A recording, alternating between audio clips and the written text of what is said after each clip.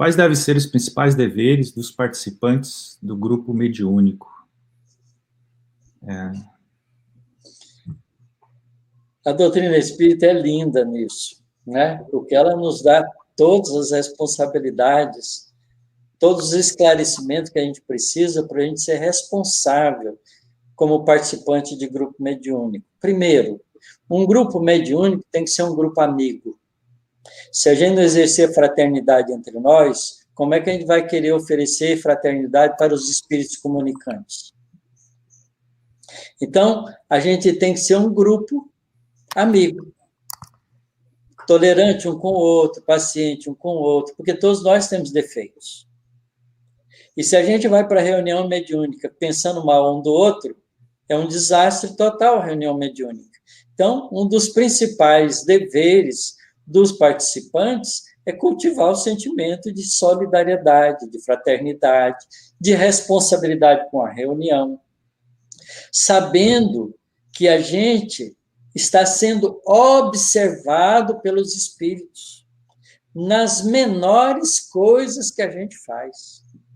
De modo que não há chance da gente esconder o nosso interior quando participamos de um grupo mediúnico, porque os espíritos estão acompanhados.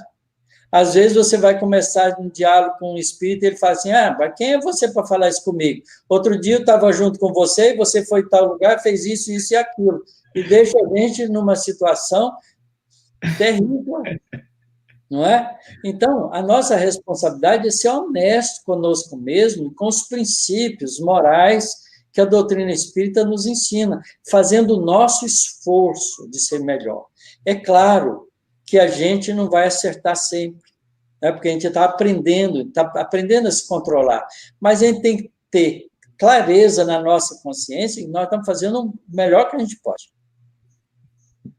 Conhece-se o verdadeiro espírita pela transformação moral que se observa nele e pelos esforços continuados que faz para domar suas más inclinações. Esse é o papel do participante da reunião mediúnica. Perfeito. Eu queria emendar uma pergunta aqui, Tarsilo, que talvez seja muito comum e ocorre muito nos centros espíritas, e os dirigentes de grupos mediúnicos às vezes têm muita dificuldade de coordenar os grupos mediúnicos por conta da tal disciplina, né? É o horário, são aquelas tarefas básicas. No livro Desobsessão, André Luiz traz ali uma série de advertências e a pergunta é assim, na teoria tudo bem, né? Mas na prática parece que é muito difícil a gente conseguir chegar naquilo que André Luiz propõe, nessa disciplina que deve ser seguida no grupo mediúnico, dos participantes, a questão do comer ou não comer carne, da sexualidade, do beber socialmente, enfim, uma série de coisas que... Como é que fica isso do ponto de vista prático? Tem jeito da gente chegar ao meio termo, ou a gente tem que seguir à risca o que está ali no livro? Olha, a gente tem que pensar, antes de tudo, que o que a gente quer da vida. Se a gente quer conciliar, né, dois senhores, não vai funcionar. Né? Isso é uma advertência de Jesus. Não se pode servir dois senhores. Né? Como é que você vai dar passe numa pessoa se você bebeu ontem? Você está encharcado de álcool, o que você vai transmitir para a pessoa que vai receber um passe? Se você se alimenta exageradamente, eu nem ponho em questão o ato de comer ou não comer carne, porque não é esse o problema. O problema é a viciação nossa em alimentar indevidamente. Quer dizer, você vai para uma reunião mediúnica, para uma reunião de estudo, onde você vai fazer exercício mental, como é que você pode estar de estômago cheio?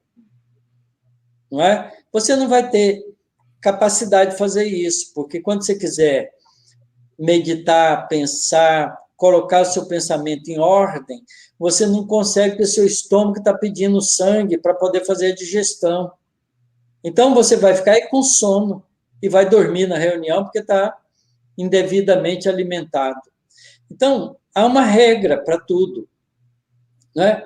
Na minha casa, a gente tinha uma brincadeira que meus pais faziam, né, porque às vezes a gente acabava de almoçar e pegava alguma coisa para ler. E a minha mãe, meu pai, falava assim: olha, comeu o garrolê, morreu. Como se o garrolê fosse uma coisa que você comeu. Não, comeu, agarrou a ler, pode ter uma congestão. Porque você está precisando do seu organismo para fazer a digestão. O que o organismo faz? Diminui o fluxo sanguíneo para o cérebro e põe no sistema sistema digestivo. Por isso é que você fica assim, com vontade de tirar uma sonequinha, né? Dar uma moleza depois que você almoça. É natural isso, é biológico. Como é que você vai para uma reunião mediúnica nessas circunstâncias? Não faz sentido. Então, você tem que ter uma alimentação frugal no dia da reunião, você tem que ter uma vida cotidiana digna da presença dos espíritos bondosos que estão ali te recebendo para promover com você, com o grupo, né, um trabalho de crescimento espiritual. Então, não adianta você fazer uma coisa errada e esconder. Né? Eu já participei de reunião mediúnica, de centro espírita, que um dos participantes tinha a família e a amante. E vivia como se fosse uma maravilha de tal, né? E como eu morava perto da casa, do apartamento da amante dele, eu via ele na casa da amante. Mas no dia do centro ele estava com a família, a mulher e as crianças dele. Então, isso não faz sentido. A pessoa tem que ter uma vida correta, responsável, né? Tem que procurar equilibrar suas emoções. Aliás, eu queria enfatizar isso. Desenvolver mediunidade não é bem o termo que a gente deve usar. Deve usar o termo educar a mediunidade. E a educação da mediunidade passa pela educação das nossas emoções e sentimentos. Porque se você receber a comunicação de um espírito desequilibrado, você tem que ser o médium equilibrado para não deixar ele fazer o desequilíbrio dele na reunião. É como um enfermeiro, né, treinado, que quando está cuidando do doente que está dando sapituca na cama, você consegue contê-lo, né, sem ser agressivo, sem nada, mas você consegue contê-lo porque você é um enfermeiro educado. Se você não for um enfermeiro educado, você vai agredir o doente, ou vai sair correndo da sala do doente. Então, mediunidade implica em você criar esses recursos de educação emocional, de educação de sentimento, para você controlar, não é, na comunicação mediúnica, a comunicação dentro dos padrões do que é aceitável. Senão o médium cai da cadeira, vai para debaixo da mesa, todo mundo corre para pegar e vira uma confusão a reunião. Então, o médium não pode cair da cadeira porque o grupo está segurando. A equipe está mantendo um pensamento coeso e o médium é educado para não deixar o espírito fazer isso. Ótimo.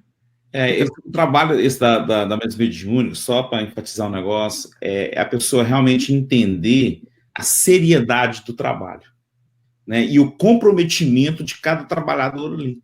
Porque é uma coisa que a gente se comprometeu a fazer e aquilo ali, aqueles atos, ele tem consequências sérias no futuro. Né? Então, isso tem que estar bem claro para os trabalhadores, porque não é para qualquer um. Se a pessoa não está pronta, nós que já trabalhamos em mesmo por muitos anos, já tive muitas situações de pessoas chegar, eu não estou pronto. Tudo bem, não tem nada de errado com isso, é até melhor. A pessoa chega e fala assim, eu não estou pronto, apto para fazer esse trabalho agora.